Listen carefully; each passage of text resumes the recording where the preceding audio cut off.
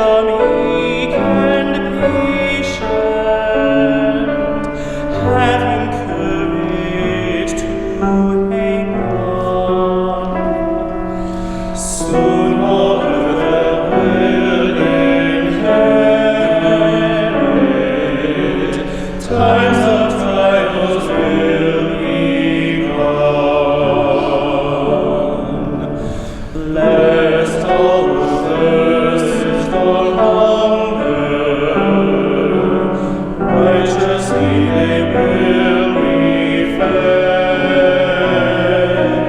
Those who respond with mercy will see mercy up ahead. There's the pleading Spirit, beautiful the pure in heart. One day they will see their Maker, never more to live apart.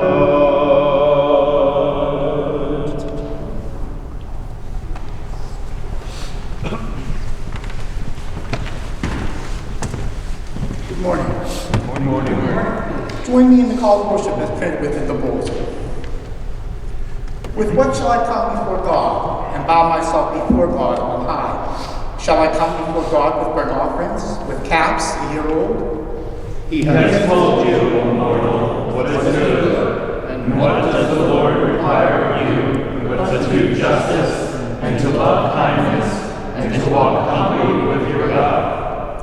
O God, who may abide in your tent, who may dwell under holy hill. Those who walk blamelessly, and do what is right, and speak the truth from their heart. Please join me in number 177.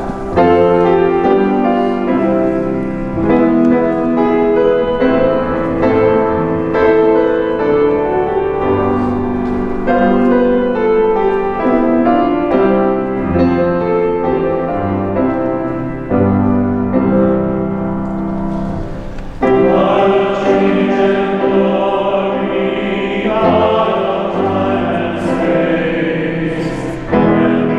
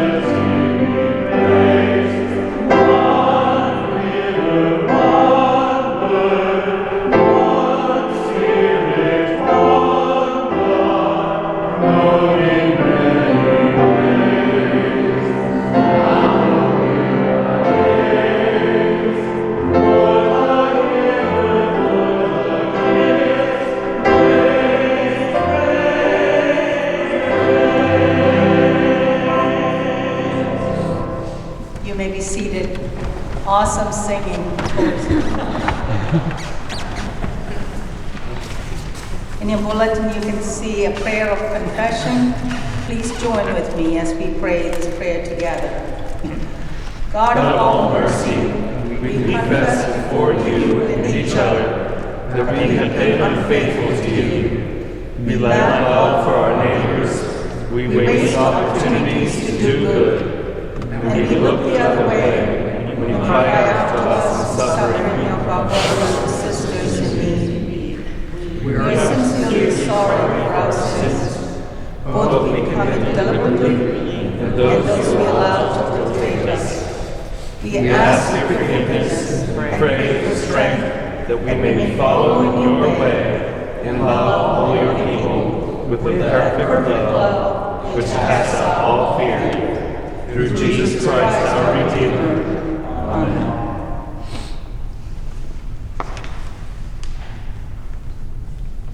Jesus looked up and asked the one brought to be stoned, "Where are your accusers?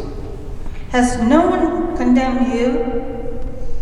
Neither do I condemn you. Go and do not sin again."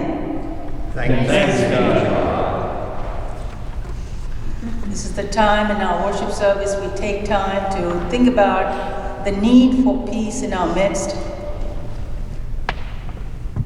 So I pray and say to you, may the peace of Christ be with you. And also with you. You may move around and greet one another at this time.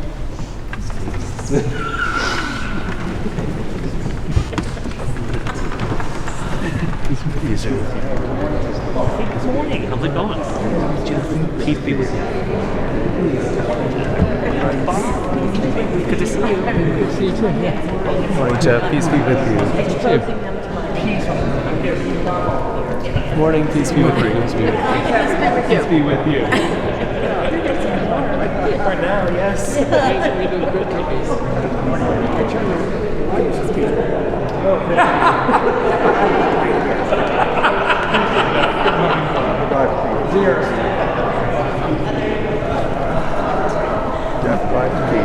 with you. Morning.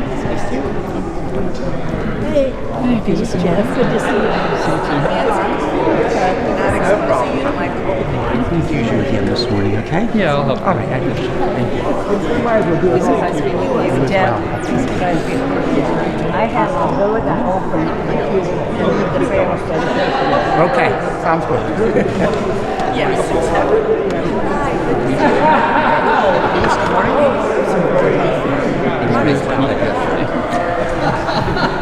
Good morning, Lily. Peace be with you.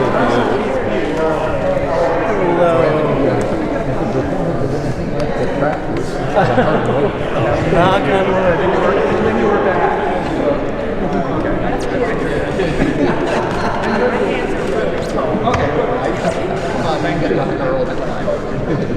Hey guys, how are you? Pretty good. What? You're running there. Oh, yeah. Okay. Maybe seconds later, I realized I could have just continued to do what I was doing. Because I started saying one word, and that's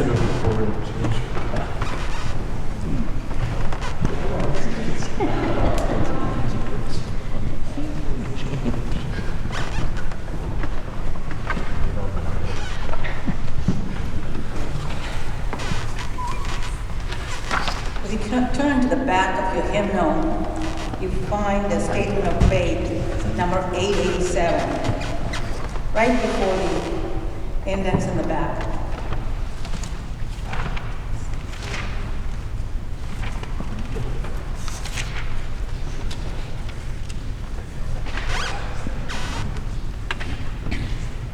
If this statement of faith speaks for you, join me in saying what you believe.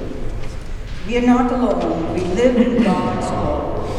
We believe in God, who has created and is creating, who has come in Jesus, the Word made flesh, to reconcile and make new, who works in us and others by the Spirit. We trust in God. We are called to be the church, to love and serve others, to seek justice and resist evil, to proclaim Jesus crucified and risen, our judge and our hope. In life, in death, in life beyond death, God is with us. We are not alone. Thanks be to God. Let us stand as we sing hymn number 400.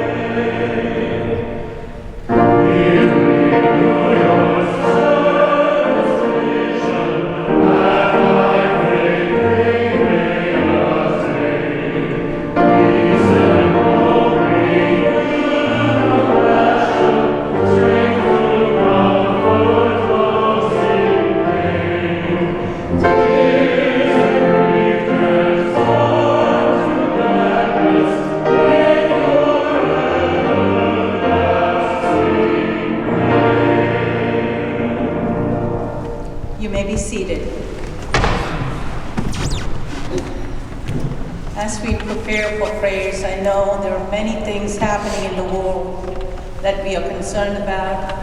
If you want to raise some of those issues, we'll just pray together in the beginning before I lead you in the pastoral prayer.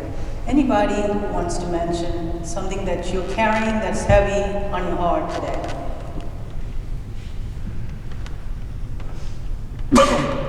The duplicitousness of our current politics. Current politics. God, in your mercy, Hear our prayers. Police brutality in Memphis and all the demonstrations that are going on in different parts of our country. God, in your mercy, Hear our prayers.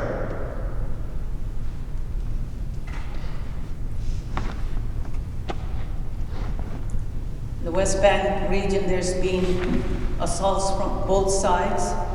Let us pray for peace. God, in your mercy, Hear our prayers. The ongoing crisis in Ukraine and all the people who are suffering, people who have given local homes or opened their homes for refugees. God, in your mercy, Hear our prayers.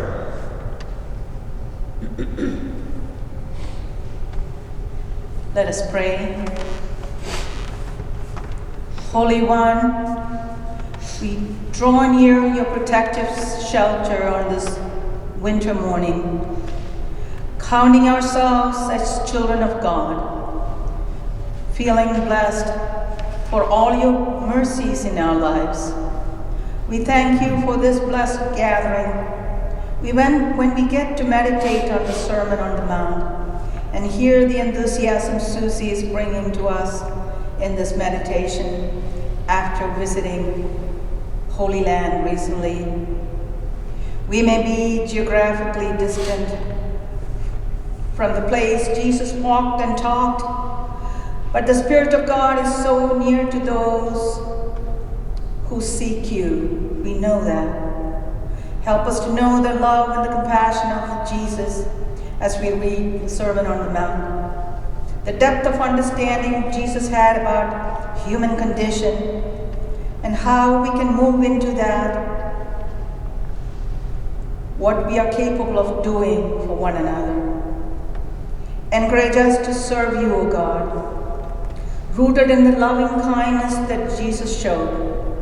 Save us from fear and reluctance to do our best, serving you, bringing justice, equity, and love in our midst. We realize our horror and sadness from the most recent violence, the loss of Tyree Nichols in Memphis, mass shootings in this country, loss of lives in the West Bank. We realize we cannot have peace until we establish justice, reconciliation, and real change in our midst.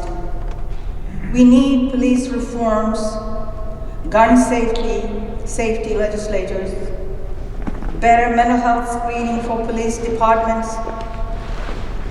We now pray for our church on all the missions that we are a part of in this downtown area.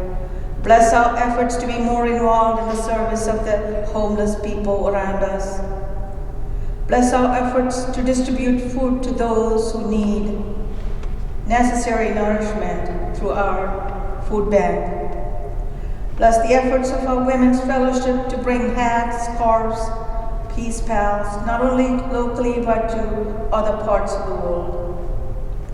Let our worship services, including the spoken word, music, songs, and prayers, bring the love of God a bit closer to each of us. Hear our prayers for this church and our future. May we continue to be the gospel of Jesus Christ in the way we speak, move, and live our lives. Hear the prayers for ourselves, those who are sick and needing the presence of the healing power of God in their lives. Our loved ones, all those who are seeking you today, as we join the prayer that Jesus taught us. Our God, who art in heaven, hallowed be thy name. Thy kingdom come, thy will be done on earth as it is in heaven. Give us this day our daily bread, and forgive us our sins, as we forgive those who sin against us. And lead us not into temptation, but deliver us from evil. For thine is the kingdom, and the power, and the glory forever. Amen. Now Lou is going to come and read the scripture to us.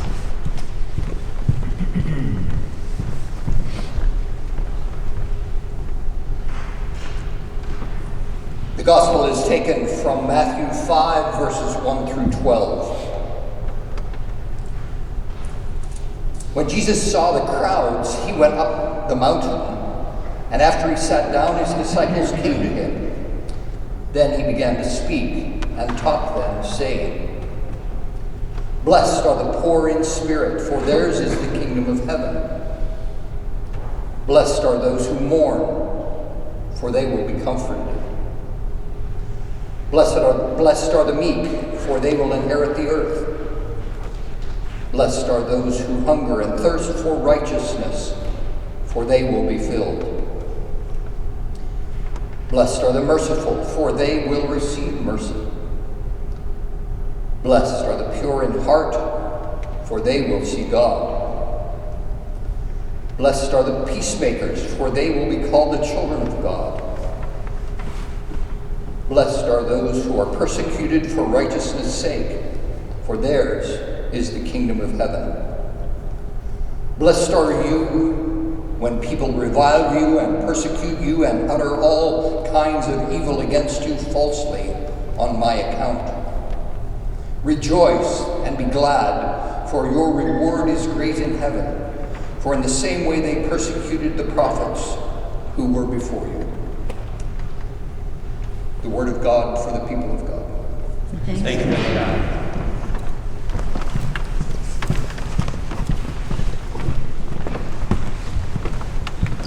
So,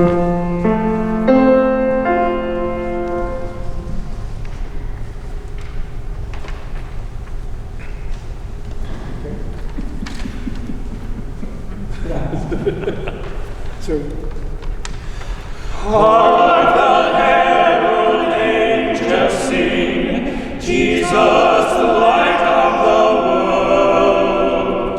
Glory to the newborn King, Jesus the light of the world. We're walking the light, beautiful light, come where the dewdrops of mercy are bright. Shine all around us by day and by night. Jesus, the light of the world. Joyful all ye nations rise. Jesus, the light of the world. Join the triumph of the skies. Jesus, the light of the world. We're walking the light, beautiful light. Come where the dewdrops of mercy are bright. Shine all around us by day and by night. Jesus, the light of the world. Hail the Lord, Prince of Peace, Jesus, the light of the world. Hail the Son of Righteousness, Jesus, the light of the world. We'll walk in the light, beautiful light. Come where the dewdrops of mercy are bright. Shine all around us by day and by night. Jesus, the light of the world.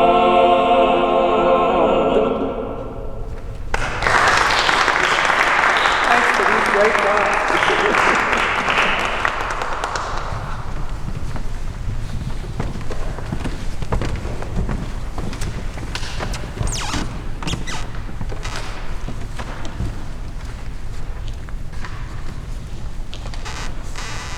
Good morning. Good morning. Will you please pray with me? May the words of my mouth and the meditations of all of our hearts together be acceptable in thy sight, O Lord, our rock and our Redeemer. Amen. O little town of Bethlehem, how still we see thee lie. Above thy deep and dreamless sleep, the silent stars go by. Yet in thy dark streets shineth the everlasting light. The hopes and fears of all the years are met in thee tonight. Bethlehem was indeed a little town of 7 square kilometers, but it did not lie still. It was loud and bustling with car horns and the craziest drivers I have ever seen. The streets were full of people coming home from church and celebrating Orthodox Christmas. That's right, so January 7th was the day that I arrived, and that is Orthodox Christmas. The majority of the Christians there are Greek Orthodox. When we arrived in Bethlehem, there were Christmas decorations everywhere, and it felt right to be in Bethlehem on Christmas Day. In Bethlehem, they have a firm belief that every day is Christmas Day. Every day should be as if Emmanuel has come to us for the first time. The incarnation, Jesus' birth, is a theological revolution within itself. On the first full day, Sunday, January 8th, we went to the shepherds' fields in Beth Sahor, where the shepherds saw the angels. We saw the caves they lived in and sung carols in in this little chapel and had devotions with my group. And I swear I could feel the essence of the angels there around me. And it was here that Omar, one of our guides for the week, taught us valuable lessons about Palestinian theology. As humans, we all have divinity, and our role in life is to fill our humanity by finding this divinity. And the Palestinians are living out the history of the Holy Land still. They are living out the fifth gospel. I just love that. It was beautiful. Then we went back into the bus and drove not that far off, still in Bethlehem, to the Milk Grotto. Has anyone heard of the Milk Grotto? No, neither had I. It is a very Catholic place. It is a very Catholic place indeed. But so the Milk Grotto is where Mary had breastfed Jesus, and it was on their way to Egypt. And some of her milk spilled on the ground, and it made the rock smooth. The rock was very, very rough, and it made the rock smooth from her milk when the milk dropped on the ground. And tradition now says that women who come to the Milk Grotto, or those who drink the powder of the rock, will be given miracles for childbearing. And though I am not pregnant, I do feel like I did experience a miracle there. Do you guys want to hear the story? Yeah. I'm gonna have you guys say that. So for weeks this past fall, I had dealt with an undiagnosed infection in my uterus, and I didn't really talk about it with anyone except like my husband and my mother and my sister who works in women's health. And I was just very ill. And when I finally got myself a doctor and dealt with the issue and was finally getting better, my doctor had discovered some type of pelvic mass, and was thinking it was either like a cyst or a fibroid or something like that. And when talking with her about wanting to get pregnant within the next year or two, she said, yeah, it might make pregnancy a little complicated. And I got really scared. And yeah, so I was just really scared for months that all this would affect my chances of a safe pregnancy for both myself and for my child someday. So I scheduled myself a sonogram, and of course it just had to be for January 18th, so I had to have that really hanging over my head throughout the entire trip. Ain't that grand? So when I was at the Milk Grotto, I saw over 2,000 written testimonies on the walls of women who were barren and had gotten pregnant after visiting the Milk Grotto or after drinking the powder from the Milk Grotto. And I was just absolutely amazed and moved to tears. And I just got down on my knees and just prayed so hard. And I just prayed for a miracle to happen. So when I came home on the 18th, I went to the appointment, and I just kind of laid back and pretended like nothing was happening, because that's all you can do when you have a sonogram like that. And the doctor came into the room after looking at all the pictures and said, everything's 100% clear. We don't see anything. Yeah, the doctor told me whatever your gynecologist felt is no longer there. So the gynecologist felt something, but it's no longer there. And I was relieved. It was amazing. I really felt like there was some kind of miracle that happened there that day. And yeah, that was just definitely one of the most amazing experiences that happened to me in the Holy Land for sure. But I still have another 5 pages to go in this sermon, so I'm going to keep going. So after we went to the Milk Grotto, right down the road, we went down to the Church of the Nativity. So the Church of the Nativity is a Catholic church, and we attended the Mass of this 1,500-year-old building.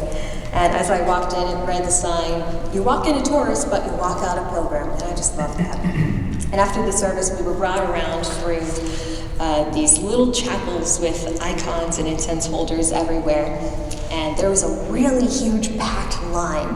And I was wondering, like, what is this line for? And while we were waiting, I realized that this line was for the spot to see where Jesus was born. And I was like, oh, okay, this is really cool. And so it was a really, really packed line. And while I was waiting, we learned that this building that was built atop where Jesus was born had attempted to be destroyed at least a dozen times over the last 1,000 years, and yet it had never fallen, and it had never missed a single Sunday service over the last 1,500 years. So through war, through weather, through numerous pandemics, not just COVID-19, through numerous pandemics, it has had their doors open every single Sunday, and I just thought that was absolutely beautiful. That evening, I met the infamous Bishop Dr. Mudib Yunin, I think that's how you pronounce his name, the former president of the Lutheran World Federation. I didn't know how big of a deal he was until after I met him. A Palestinian man, he told us his theology of Palestinian liberation. And when asked the question, how long have you been a Christian, he says, 2,000 years. Palestinian Christians are, let me see if I can fix this, so that way it's less feedback. Palestinian Christians trace their lineage all the way back to the beginning of the church. Only 1% of the Palestinian community is Christian, so that's about 200,000 people.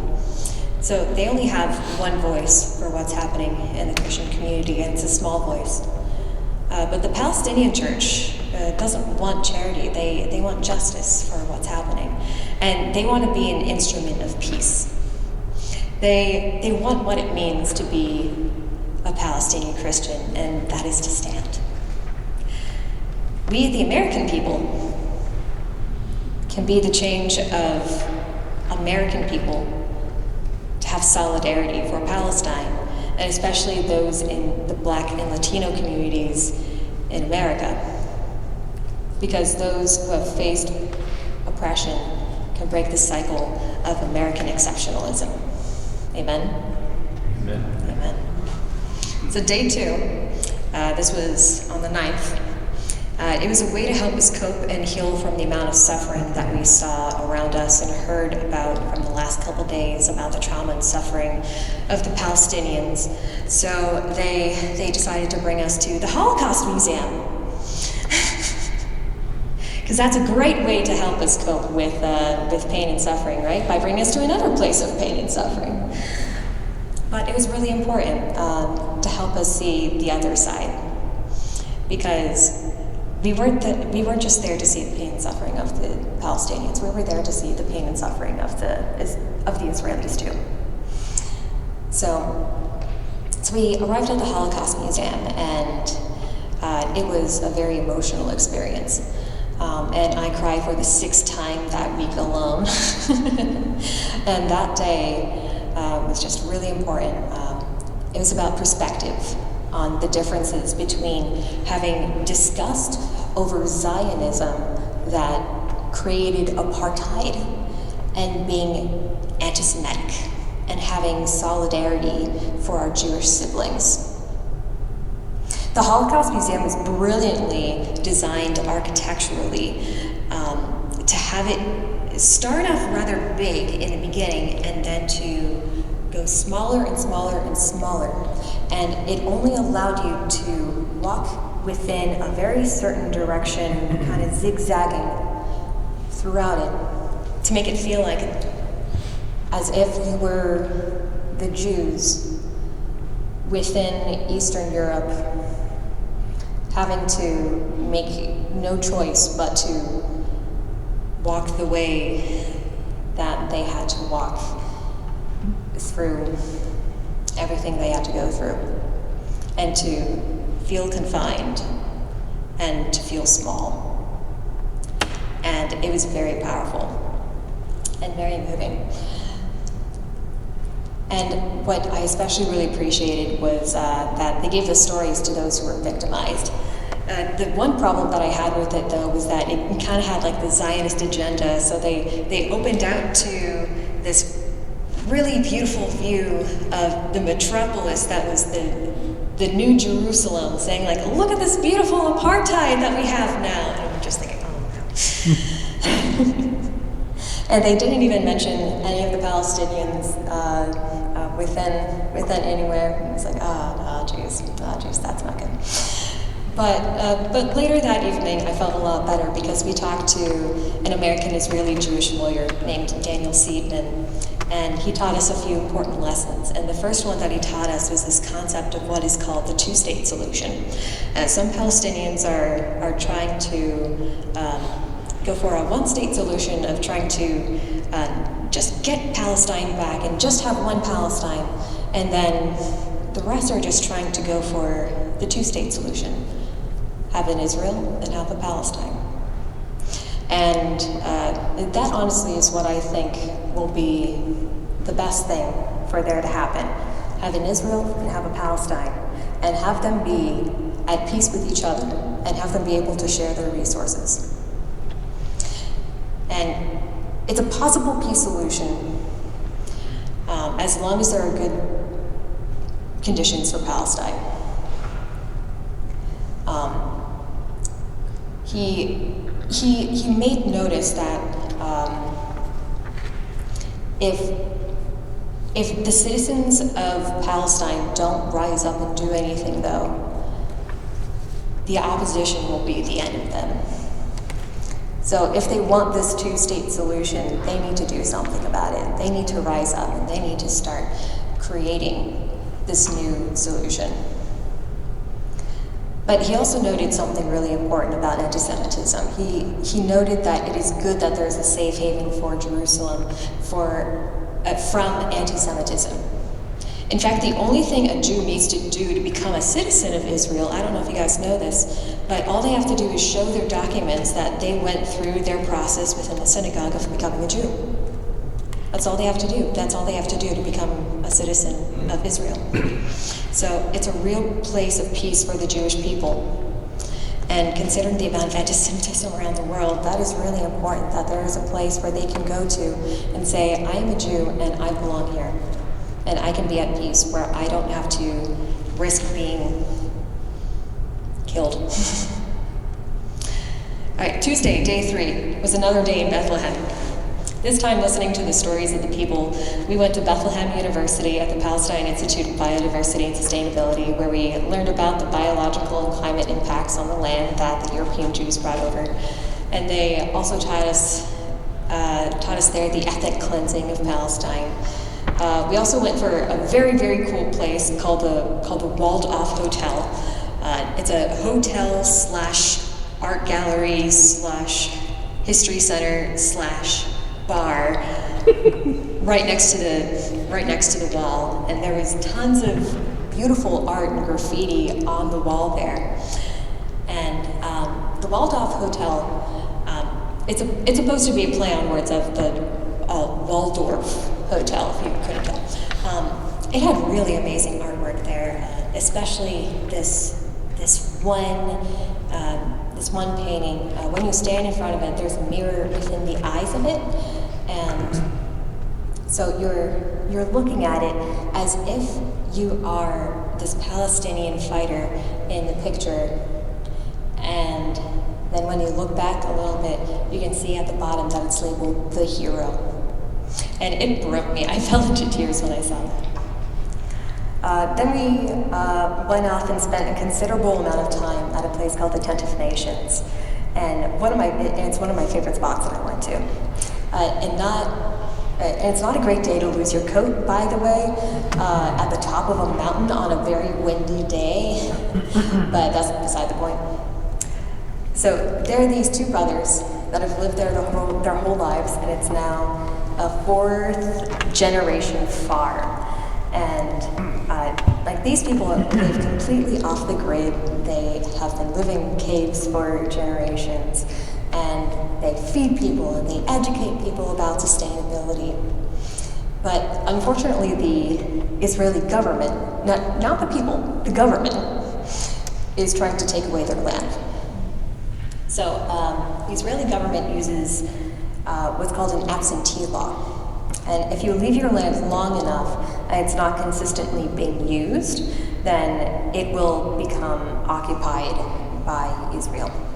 And Palestinians constantly have to prove that they own their land, but also prove that they still live there regularly. So oftentimes there will be a random house raid in the middle of the night, and soldiers will come into your home at like 3 a.m.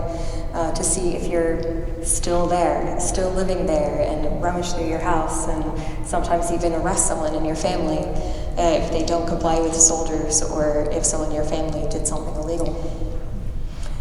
And these people at the Tent of Nations have been fighting to keep their land for years and years and years, and they've been complying with the rules for so long, and they have kept their documents straight to the T and have been going to the highest courts within Israel.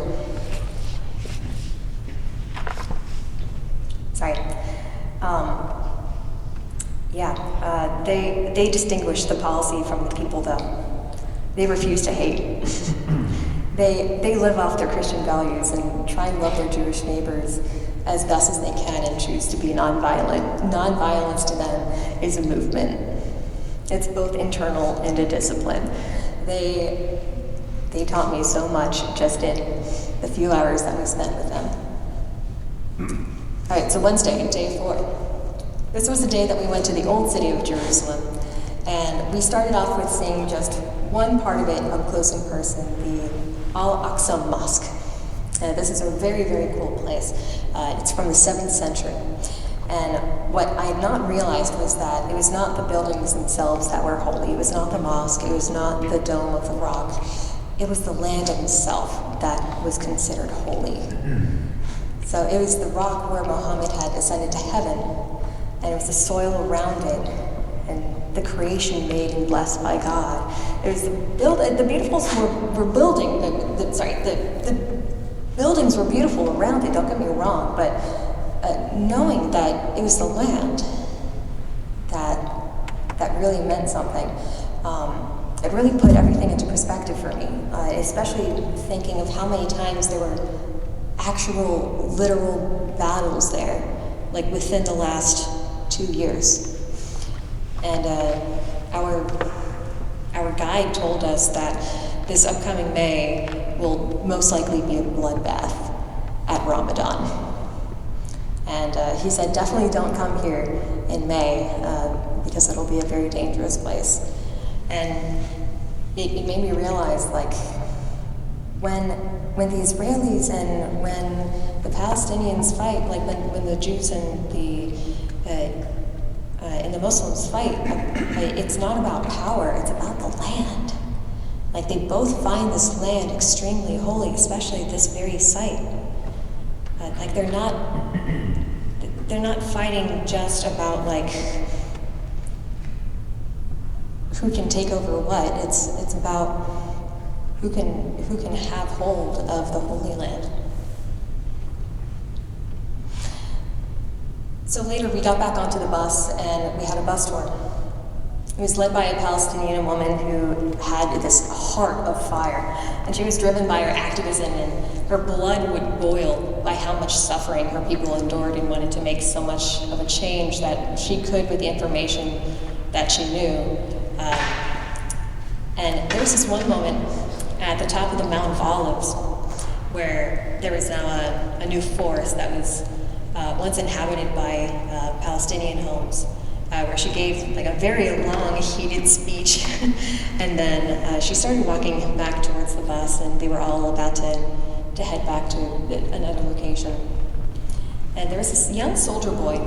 He was no older than 19 or 20. He was a young kid. And be aware that like all the boys and girls that are in the army, in the IDF, in Israel, they're drafted in. They don't get to choose. So like whether or not you want to be in the army, you have to be in it. So this young soldier boy turned to her and politely said, "Mind if we have a discussion about this?" And he had no weapons on him. He just had this huge backpack, and he had his hunger for knowledge discourse. And she took one look at him and said, "I refuse to teach my oppressors about my oppression." And then she walked onto the bus. And I turned around and I heard the soldier boy say to my friend Tom, "I just want peace." And this is one of the most conflicting things I had ever heard, like among my peers. Who is right in this conversation? For me, like I'm really not quite sure. It's kind of 50-50. And it was very 50-50 within my group that I was with. Like, I get it. I have met my oppressors, and it's tiring trying to tell them my truth, and it is not only easier to fight against them by ignoring them than to confront them, but there is no changing their minds, so you must defeat them. And not change them. And that way, you defeat the oppression and liberate the oppressed. But on the other hand, the only way that people could understand is through discussion. The only way there is peace in the world is in other people by listening and finding that common ground. So who's right? Ponder that. The following day, day 5, was the best day of all of them. It was the day that we really got to experience the Holy Land and like all its best parts.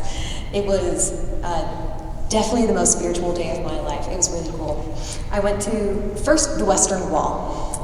Who's heard of the Western Wall or the Wailing Wall? Yeah. A lot of us have heard of it. It's also known as like the last remaining part of the temple, or of the second temple, technically.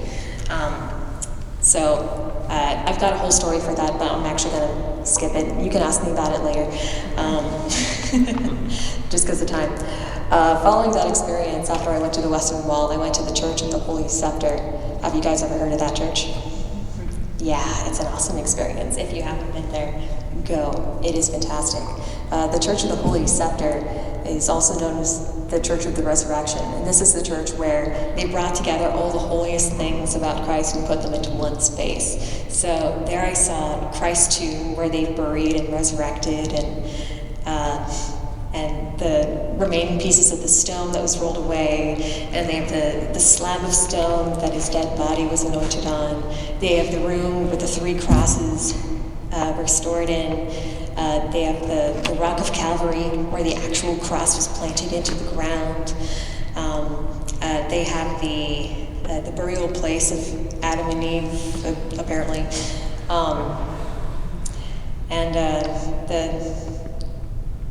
The rock of Calvary especially was really special for me. You can actually reach down and put your hand in there and have like just a moment to touch it. And when I reached down there and I touched it, I was just instantly moved to tears. Like, have you guys ever had one of those moments that proved to you and just clicked that, wow, God really does exist? Yeah, that was that moment for me. That was that moment that, literally at the foot of the cross, the moment that I realized that God truly loves humankind enough to sacrifice himself and die as we do. But also, a God who loves us enough to resurrect from the dead so that after this life we can be free. I'm almost done, I swear. On Friday, I went to al-Kahir Bedouin village on the eastern slopes of South Mount Hebron. It's a very small village. They had lived there since 1949, just for reference. The Eastern European Jews came in 1948, and a lot of Palestinian refugees started moving out in 1948 and 1949. So they had lived there since 1949. And 2/3 of the Bedouins are considered refugees. And these Bedouins are shepherds and farmers, and they had to create all their own electricity, their own food, their own water, because there were Israeli settlements literally right next door to them and an Israeli army base further down the road. And they cut off all the lines to any access to water, electricity, and resources, or any of the opportunities and benefits of living in that land that the Israeli government was providing to the Israeli citizens. It's really sad. Their houses were quite a sight to see. The houses were made of concrete and metal sheets and cloth, basically blankets. They lived a very simple life, but they were full of joy and full of love. They had God, Allah more specifically. They were Muslim, and they had each other. And just like other Bedouin villages, they would often worry about the apartheid taking their life or taking their land at any time or any day and relocating them. So they lived their life for today. They would make the most of each day that they had together.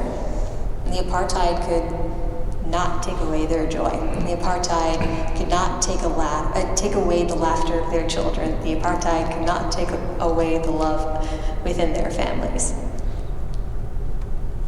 And that was something that the apartheid really taught me.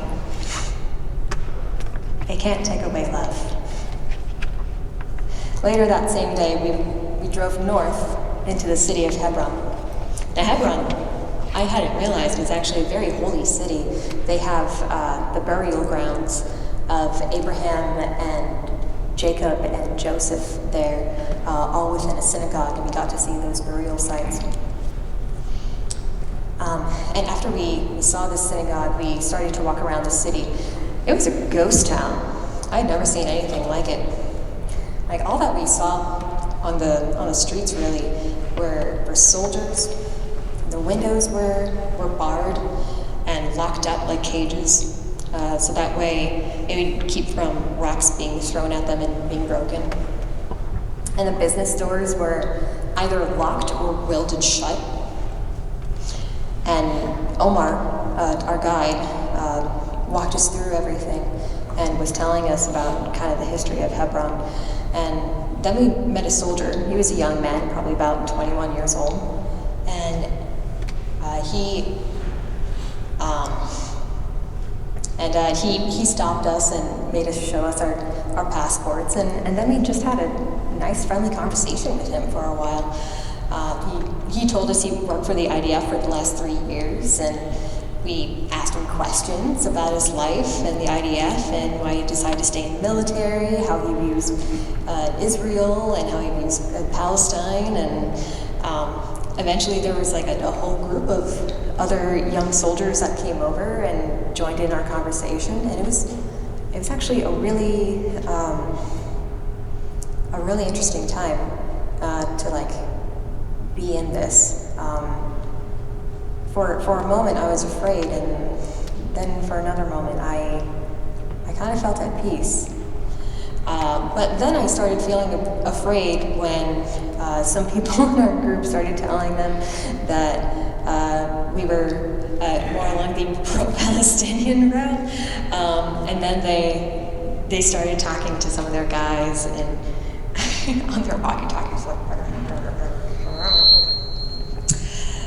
yeah, we need to escort you guys for a while. I was like, oh, great. And all of them had ARs in their hands. I was like, oh, okay, this is scary now. So we continued onward, and they were instructed to follow us. But Omar was fearless. He kept on talking about Palestine, talking about liberation, and he was even cracking jokes about the soldiers. There was one joke, but he said like, "Oh look, they're afraid. They need our protection," or something like that. And I was just amazed by his strength there.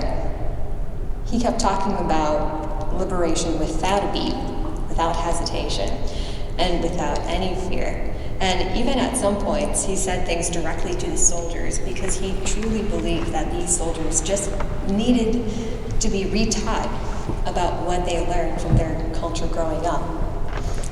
Because that's what creates bias. It's what you'll learn from growing up. He was just educating them. And then we all sung together, "We Shall Overcome," right in front of them. It felt really powerful. And eventually the soldiers left, knowing we weren't all that much of a threat.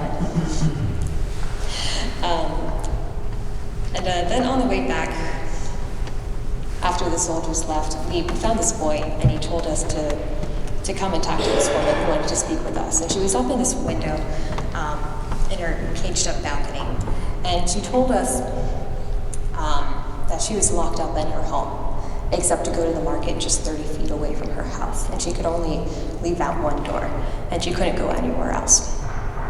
And many people in Hebron, depending on the street, were blocked off to certain parts of the city. And the Palestinians in Hebron were under military law, as opposed to the Israelis who were under civilian law. And these people had no access to emergency needs, including medical and fire.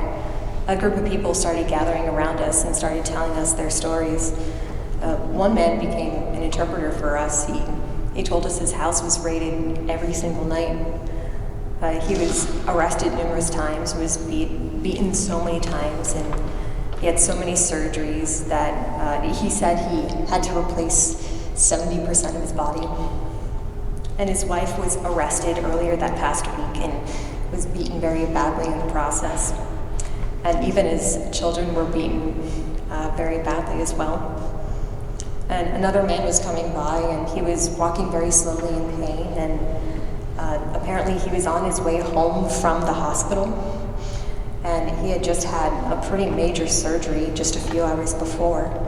And he had told us that a soldier on his way over to us had stopped him before he came to us, and the soldier asked him if it was a bullet wound.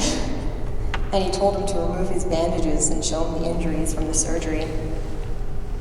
And the hospital wouldn't even provide any transportation home for him because he was an Arab. There were also 3 children there staying with us. One little boy had a bandaged arm. And there was another boy there that had a really bad knee. He was the same boy that had come and grabbed us before. And the third was his little sister. And she gave a testimony about some other students.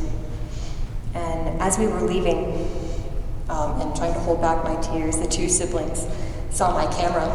I was holding a Canon camera in my hands. And they seemed really interested in my camera, so I taught them how to take a picture, and they each took a turn. And when I looked back at the pictures that they took, I saw one picture that the brother took of his little sister, and the little girl on the very last picture was just holding up a peace sign. And it showed me more power and resilience from anything else the entire week. Like this little girl was just showing that she wanted peace and she believed in it. All right, so our last full day together, it was a very cool day. We went to the Jordan River, and it was very small. It's not as big as it says in the Bible. It had about 3,000 years kind of get smaller over climate change. Got very tiny, but it did give me the opportunity to get some of this for our baptismal font. So I'm gonna bring it over to the altar, and you guys can bring it into the baptismal font at some point. And then we went to the Dead Sea, and I got to put mud clay all over myself, and I got to float, and that was a cool experience. And then dinner was really the best part of the day. We went to the Ada refugee camp in Bethlehem, and the walls were filled with beautiful graffiti artwork with messages of a future for peace, and names of their dead, and portraits of women and children, and political artwork and scriptures from the Quran. And I stepped into this storm where there was a man selling all kinds of jewelry and artwork. And what was really cool was that the artwork was actually made out of tear gas canisters, and apparently this camp was the most tear gas place in the world. So it's, when you have lemons, turn it into lemonade, right? And then we learned how to make a genuine, authentic Palestinian meal from the women at the camp. And talk about women of resilience. They were people that had created an organization for their disabled children at the camp. They just had such gumption. The Israeli-Palestinian conflict is really a hard one to wrap your head around. Bishop Yunan said, if you are not confused by the end of this week, you're part of the problem. The Palestinians see their pain every single day, and they have been living with it since 1948, but still get up every day and choose peace. They choose resilience, and they choose education. They choose to rise up and do something about it. And same with the Israelis that want to see peace, and that don't want to see the apartheid, and that just want to have peace. So what about us? Well, when I talked to the people there, they asked not to have pity for them and not to try and save them. They told me to tell you that our job is to fight for each other. We faced enough oppression in this country so far too long, have we not? So let's do it. Let's rise up. Blessed are the peacemakers. Amen.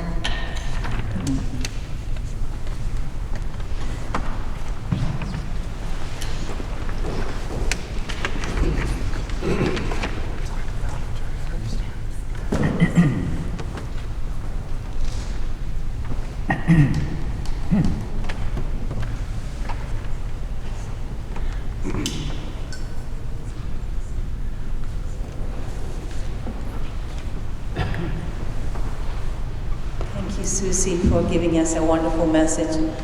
Susie had a car accident on Thursday, and she had a whiplash. So I'm glad that she was able to speak to us and share the experience of Holy Land with us. Let us prepare now for the offertory.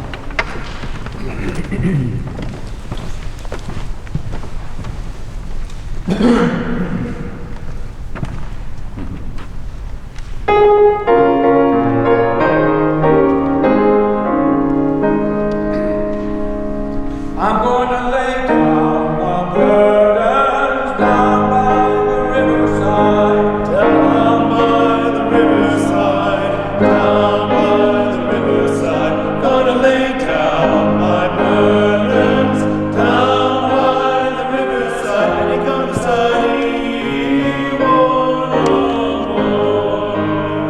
I'm gonna study one no more. Study one no more. Study one no more. Ain't gonna study one no more. Study one no more. Study one no more. I'm gonna lay down my sword and shield down by the riverside, down by the riverside,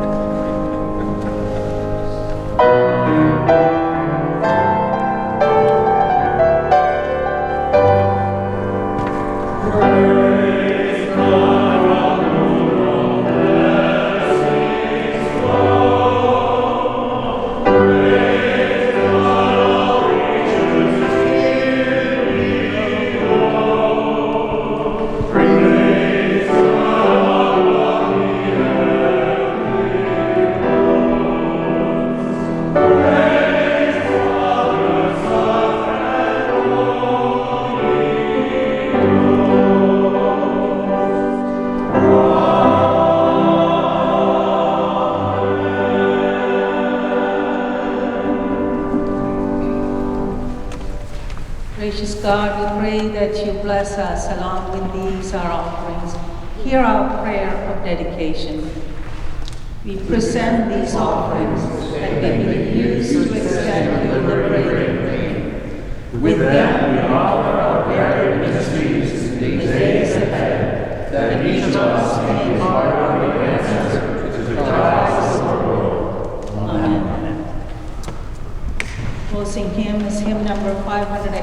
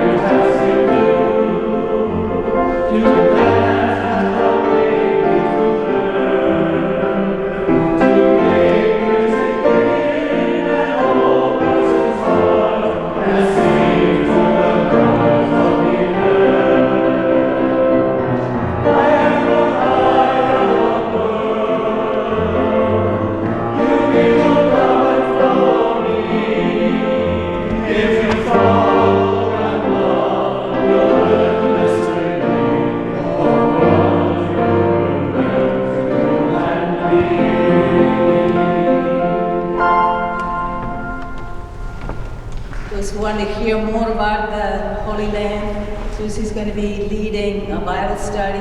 Come and listen to them again. Receive the benediction now. The grace of Christ Jesus, the love of God, and the fellowship of the Holy Spirit be with you all, now and forevermore. Amen. Amen.